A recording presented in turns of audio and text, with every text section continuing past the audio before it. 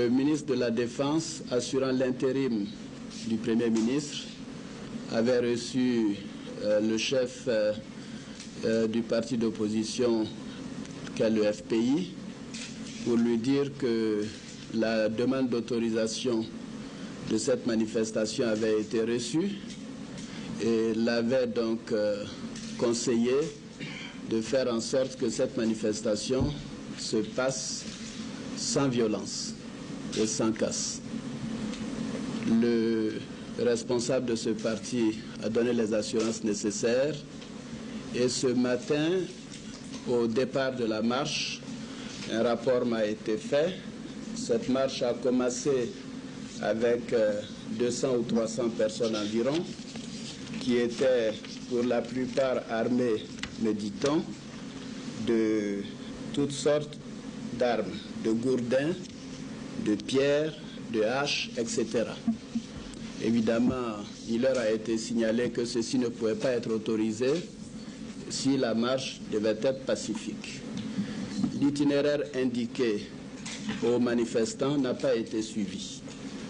Les manifestants se sont rendus au palais de justice où les portes ont été forcées, comme vous l'avez constaté, je crois, et des dégâts importants ont été commis, aussi bien au rez-de-chaussée, au premier étage. Des vitres ont été brisées et aux alentours du palais de justice, plusieurs dizaines de véhicules ont été saccagés. 8 véhicules ont été incendiés et les fumées d'ailleurs étaient visibles de partout à travers la ville. Et également aux alentours du palais de justice, plusieurs immeubles ont été saccagés. C'est le cas du CCIA, la Sogefia, les pyramides, etc.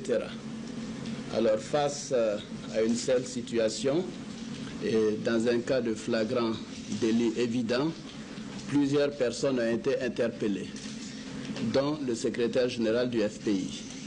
La procédure judiciaire suit son cours. Je voudrais indiquer à la population, aussi bien nationale qu'étrangère, puisque également certains bâtiments d'organisations internationales telles que la BAD ont connu des dégâts, les agents de cette institution ont eu leurs voitures brûlées, que le gouvernement prend toutes les dispositions pour la protection des citoyens et des biens, et que la Côte d'Ivoire est un État de droit.